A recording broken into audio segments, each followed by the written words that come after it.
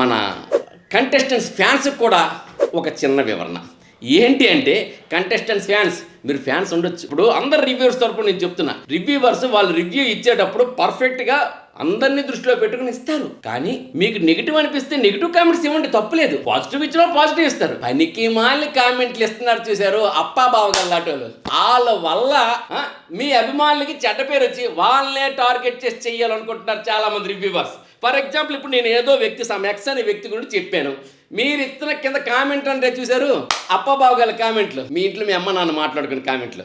దానివల్ల మీ అభిమానులు టార్గెట్ చేయాలనుకుంటున్నారు రివ్యూవర్స్. కానీ మీరు ఇచ్చేది ఎలా ఉండాలంటే ఒక పద్ధతిగా. ఇక్కడ ఏమవుతుందంటే, చెప్పిన వేస్ట్, అర్థమైన వాళ్ళకి అర్థమైంటుంది.